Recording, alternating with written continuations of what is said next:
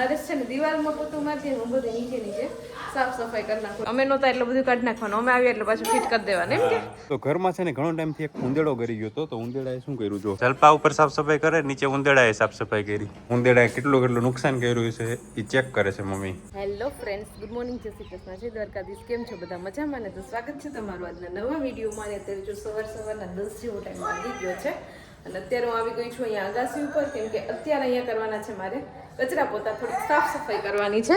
અને મને મદદ કરવા માટે જો અહીંયા બે માણસો પણ આપણે રાખી દીધા છે. નરેશ અને દિત્યા બે મદદ કરવા માટે આવી ગયા છે. મારી પહેલા જ અહીંયા આવી ગયા હતા. અને આ ઝૂલો કેમ કાઢી નાખ્યો તો? અહીંયા વાપરતા નહીં માણસો એટલે તમે હોતા નહીં કોઈ એટલે. ઠીક, અમે નહોતા એટલે બધું કાઢી નાખવાનું, અમે આવ્યા એટલે પાછું ફિટ કરી દેવાનું એમ કે. તો હું અમે જ આનો ઉપયોગ કરીએ છીએ.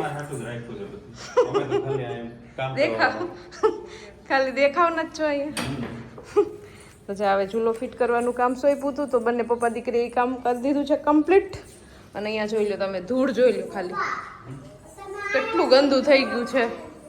અહીંયા છે ને આપણે વારંવાર પોતા કરીએ ને પણ બહુ ગંદુ થઈ જાય છે. નરેશ, એનું શું કારણ છે? આપણે ઉપયોગ ઓછો છે ને. આ બાજુમાં જ રસ્તો છે ને, અહીંથી વાહન ઓવર અહીંથી છે ને ક્યારેક જ હોય છે પણ એટલે મારી વાત તો પૂરી કરવા દો. અહીંયા છે ને વારંવાર આવી ધૂળ થઈ જાય ને એનું કારણ એ છે કે આપણી ઓસરી અહીંયા ખુલ્લી છે અને પ્લસ કે અહીંયા વાહનને નીકળતા હોય અને હવે છે ને ઉનાળો હોય એટલે પવન ને ધૂળની ડમરીઓ તો ઉડવાની જ છે. એટલે રૂમમાં છે ને એટલું ગંદુ ન થાય પણ અહીંયા છે ને બધે વધારે ગંદુ થઈ જાય. તો અત્યારે આપણે બપોર સુધી અહીંયા બધું ક્લિનિંગ કરવાનું છે, ડીપ ક્લિનિંગ કરવાનું છે. તો ફટાફટ હવે હું લાગી જાઉં મારા મિશન પર. ને નરેશ મને મદદ કરવાના છે કે કંઈ? શીખવાડીશ કઈ રીતના પોતું કરવું એ બરોબર છે. મને આવડે જ છે, એ મને શીખવાડવાની જરૂર નથી. ભૂલ પડી હોય તો હું તને સમજાવીશ. મારું કામ છે આમાં છે ને માર્ગ દોરવાનો. આમાં છે ને વાર ઈ બહુ લાગે કે આમાં છે ને દિવાલોમાં પણ જો લાદી ચોટાડેલી છે ને, અંદર એ દિવાલોમાં લાદી છે એટલે બધે પોતું મારવું પડે. લાદી હોય એટલે ધૂળ તો હોય જ બધા એમાં, એટલે એમ વાર લાગે વધારે. અને એકલા પછી કરીએ એટલે થાકી જાય. એટલે આજે નરેશને પણ એક પોતું પકડાઈ દઉં તો એમાં મને પોતું મારવા લાગે. કા બે પોતા રાખીએ આપણે. નરેશ છે ને દિવાલમાં પોતું મારતી હું બધે નીચે સાફ સફાઈ કરી નાખું એટલે ફટાફટ ઝાઝા હાથ રડી હમણાં. ખબર છે ને કહેવત તો ચાલો આપણે મિશન ઉપર વળગી પડીએ. પણ હું છે ને વિડિયો નહીં રેકોર્ડ કરું, આપણે છેલ્લે હું તમને દેખાડી દઉં કે મેં શું કર્યું. તો દિત્યાબેન પણ ઉંદરડો મરી ગયો. અને આજે દિત્યાબેન ને રજા છે એટલે આજે આખો દિવસ એન્જોય કરવાનું. કા દિત્યા? એક દિવસ ગઈકાલે એક દિવસ ટ્યુશનમાં જઈ આવી. કા પાછી રજા આવી ગઈ, પછી કાલથી હવે કન્ટિન્યુ ચાલુ થઈ જશે. બરાબર ને? તો ઘરમાં છે ને ઘણો ટાઈમ થી એક ઉંદેડો કરી ગયો તો ઉંદેડાએ શું કર્યું જો આ બૂટ હતા તો બૂટ આખા જો અહીંથી ખાઈ ગયો. આ બધા બૂટ પહેર્યા જ નતા, નવા જ હતા. અહીંયાથી ખાઈ ગયો. આ બધે જો અહીંયા અંદર બગાડ નાખ્યા, અંદર બધું ભરી દીધું છે. અત્યારે તો બરોબર પીડ્યા છે. કાંઈ નહીં, ઉંદેડાએ સાફ સફાઈ કરી. જલપા ઉપર સાફ સફાઈ કરે, નીચે ઉંદેડાએ સાફ સફાઈ કરી.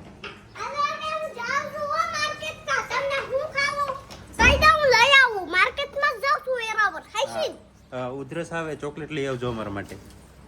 હે ચોકલેટ નહીં, બીજું કંઈક કર. સોડા લેતે આવજે કે ગુલ્ફી લે. મોટી ચોકલેટ લઈ જાય. અમને ઉધરસ આવે ને, ડોક્ટરે કીધું ખાવાનું. હા તો લઈ આવજો. હા ચાલ લઈ આવો. ચાલ ચાલો ચલો દિત્યાબેન જાય છે માર્કેટમાં સોડા ચોકલેટ લેવા માટે. અહીંયા ઉંદેડો ઘૂસી ગયો તો આ એરિયામાં. હવે ઉંદેડો કાઢવા માટે એટલી બધી માથાકૂટ કરી, બધો સામાન કાઢ્યો. ઉંદેડાએ કેટલું નુકસાન કર્યું છે એ ચેક કરે છે મમ્મી. બૂટ કાતરી નાખ્યા, બૂટ તોડી નાખ્યા છે. બીજું નુકસાન થોડું ખુલે પછી ખબર પડે કઈ. બીજું બધું તો પેક હતું એટલે કઈ બીજું કઈ ન કરી શકે. વાત કરી લે.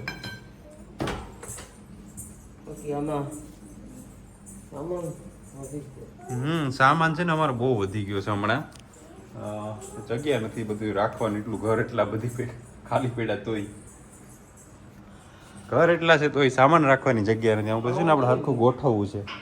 ભંગાર વધી ગયો છે હમણાં થોડો. એટલે મોટો બધી એક ઉંદેડો હતો ક્યારનો આમાં બધા ઘરમાં આટો મારી લીધો અહીંયા ને એમાં બિયાનું ઢાંકણું બોલે આમાં માછું હમણાં તે આમાં જો આ હોય ને બોટલ નો તૂટે ને પછી ઢાંકણું ખોલવાનું ટ્રાય કરે હાથથી ખોલી દે તો ગાણું જો એમ ઉપર નતું ને દાદો આ ઢાંકણું ખોલી નાખ્યું તો તાસુ મારી ઉંદેડો હોય નાનો એવો પણ બહુ ખતરનાક હોય છે એમ ચાલો તો આપણે છે ને 10 સાડા 10 વાગ્યાની આસપાસ અહીંયા અગાસી ઉપર આવ્યા હતા અને અત્યારે ઘડિયાળમાં 1 જેવો ટાઈમ વાગી ગયો છે 1 વાગી ગયો છે એટલી વાર લાગી અહીંયા સાફ સફાઈ કરવામાં ને ફૂલ થાકી ગઈ છું કેમ કે એકલી એ બધું કર્યું ને પહેલાં તો બધેથી એકદમ ઝારા પાડી લીધા અને પછી બધી પોતા માર્યા હંજવારી કાઢી એટલે બહુ થાકી ગઈ છું અને ફાઇનલી આપણું અહીંયા ઉપરનું જે મકાન છે એકદમ સરસ જો ક્લીન થઈ ગયું છે મસ્ત અહીંયા બધે પાણીથી છૂટ પાણીથી આ બધું છે ને ધોયું છે કેમ કે અહીંયા છે ને ધૂળ ઉડે ને એટલે પાછું હોતું એવું ને એવું થઈ જાય તો એ આ એક દિવસ તો માંડ સારું રહે પાછું હોતું એવું ને એવું થઈ જશે અત્યારે કેટલું મસ્ત જો ક્લીન થઈ ગયું છે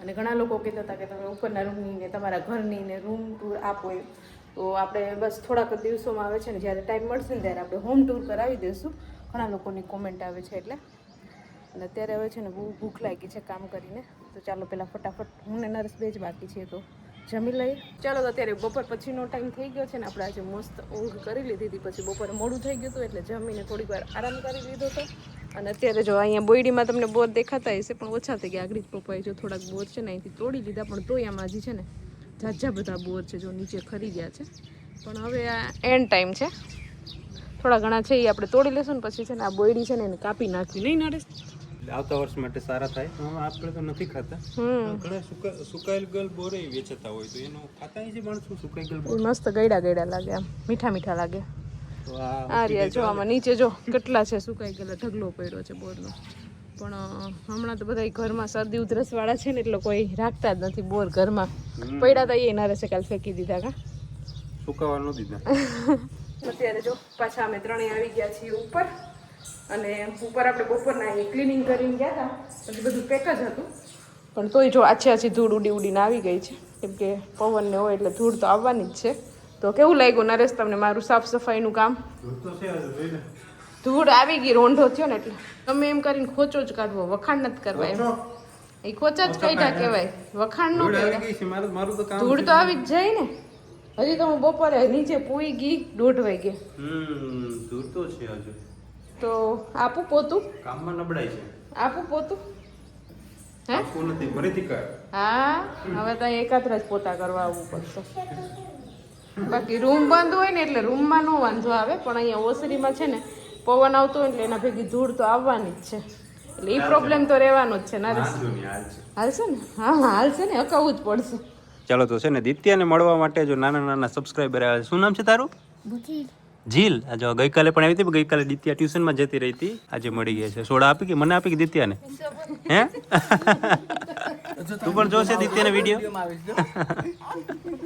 એને એમ કે સોડા લઈ લે નહીં લાવ ચાલો તો જો આપણે છે ને બપોર પછીનું દિત્યાબેનનો વિડીયો શૂટ કરવાના હતા તો એના વિડીયો શૂટ કર્યા અત્યારે ઘડિયાળમાં 7:30 જેવો ટાઈમ વાગી ગયો છે અને જે રસોઈ બનાવવાની બાકી જ છે તો અહીંયા જો એક બાજુ ખીચડી મૂકી દીધી છે એટલે કદાચ ખીચડી તો થઈ જ ગઈ હશે અને શાક વઘારવાનું બાકી છે અને અત્યારે છે ને મેં જો અહીંયા ટામેટાના મૂરખા તળ્યા છે આવી રીતે ટામેટાના બટેટાના પણ બને પણ અત્યારે ટામેટા સસ્તા છે ને એટલે ટામેટાના મૂરખા તળ્યા છે અને આપણે ઘરે નથી બનાવ્યા વેચાતા લીધેલા છે એટલે ટ્રાય કરવા માટે મેં તળ્યા છે કે કેવા થાય છે દિત્યાને ને પપ્પાને બહુ ભાવે છે એટલે પછી આપણે ટાઈમ નથી ઘરે બનાવવાનો એટલે અહીંયા બાજુના ગામમાં બનાવતા હતા તો ત્યાંથી આપણે મંગાવી લીધા છે અને સરસ છે સ્વાદમાં મજા આવે ખાવાની અને ક્યારેક ક્યારેક આપણે વ્રત કે કાંઈક રહ્યા હોય તો ખાવા થાય તળીને એટલે તૈયાર મંગાવી લીધા છે અને અત્યારે શાક વઘારવાનું બાકી છે તો ફટાફટ શાક વઘારી નાખું અને મમ્મી ચૂલા ઉપર રોટલા કરવા માટે બેસી ગયા છે અને અત્યારે છે ને અહીંયા જો આવી રીતના છે ને જીવડા આવી ગયા છે કાળા કાળા અને તો શું કહેવાતું હોય અહીંયા તો બધા એને બાવા કહે છે ને ગધિયા કહે છે ને તમે આ જીવડાને શું કહો નહીં નીચે કોમેન્ટ કરીને કહેજો જાણે જીવડાનો ઉપરથી આમ વરસાદ થતો હોય ને એવી રીતે જો તમે નીચે જોઈ શકો છો લાઇટ ચાલુ છે ને બહુ જ આવ્યા જો છે ને બહુ ખરે છે આમ પટ પટ પટ પટ એમ ખરતા હોય ને એવો અવાજ આવે છે નીચે એટલે આજે જ આવ્યા છે કાલ તો નહોતા ને મમ્મીએ જો અહીંયા ચૂલા ઉપર રોટલા બનાવવાનું ચાલુ કરી દીધું તો રોટલી બને છે રોટલા તો ખાલી નાખી રોટલા બને સુલો હરગાયો એને આજ પછી દેખી ગયા હે 15-20 દિવસથી અમે ચૂલો જ નથી પ્રગટાવ્યો કેમ કે ઘરે જમવાનું થતું જ નહીં જમવાનું થતું નહીં જમવાનું પણ 3.5 માણસ હતા 3 જણા હતા એમાં બે હોય ને એક દી એક હોય ને પછી બર પડે સુલે બનાવતો એક દી મેં થેપલા બનાવ્યા હતા આજે છેક પાછો આપણે ચૂલો ચાલુ કર્યો છે આ ગાડી ઘડી નાખશે તો ફટાફટ રોટલા ચૂલે થઈ જાય ને હું ફટાફટ શાક વઘાર નાખું એટલે પછી ફટાફટ જમી લઈએ અને હમણાં તો લગ્નમાં ને એમાં હતા ને એટલે બહુ કાંઈ એટલી રસોઈ બનાવવાની ન થતી ક્યારેક ક્યારેક 2 જણા હોય ક્યારેક 1 જણા હોય ક્યારેક 3 જણા હોય અત્યારે તો બધા ઘરના સભ્યો આવી ગયા છે એટલે વાંધો ન આવે બધાને એક રસોઈ બની જાય બાકી તો રોજ ને રોજ ક્યાંક ને ક્યાંક જમવાનું હોય જ છે આજે હવે એક દિવસ ખાલી જાય પાછું પરમ દિવસે પાછું જમવાનું છે એટલે એવું 1-2 દિવસે ચાલુ જ રહેશે એ તો છેક આખો મહિનો પૂરો થશે ત્યાં સુધી ચાલો ભાઈ આપણે જમી લીધા છે ને અત્યારે છે ને નિત્યા ક્યારની અહીંયા 15-20 દિવસ નહીં આમ તો મહિના દિવસ છે સાયકલ લઈને બધું રાખ્યું છે હાકી નથી હવે થોડું દિત્યા ચલાવતું રહેવાનું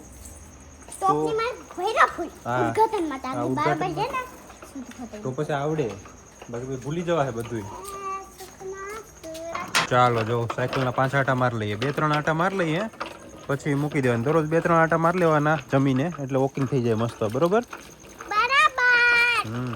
ચાલો તો અત્યારે છે ને ઘડિયાળમાં 10 જેવો ટાઈમ વાગી ગયો છે ને થોડીક વાર છે ને બહાર છોકરાઓ નરેશ ને બધા વોકિંગ કરતા હતા અને મારે થોડું ઘણું કામ હતું તો એ હું પતાવતી હતી અને શું મજા આવી બહાર વોકિંગ કરવાની હવે તો ઉનાળા જેવું આવી ગયું નહીં વાતાવરણ હાવ મજા આવે એમ થોડીક વાર બહાર ઠંડી માટા મારવાની જરૂર જમીને થોડીક વાર વોકિંગ કરવું જોઈએ તો સારું રહે મજા આવે તો નરેશ છોકરાઓને લઈને વોકિંગ કરતા હતા વોકિંગ કરો તો શરીર મારા જેવું રહે વોકિંગ ન કરો તો શરીર તારા જેવું રહે અને મારું શરીર બરાબર જ છે થોડું ઘણું આમ તેમ છે પણ એ આપણે ઉનાળામાં હમણાં વોકિંગ કરશું ને એટલે ઉતરી જશે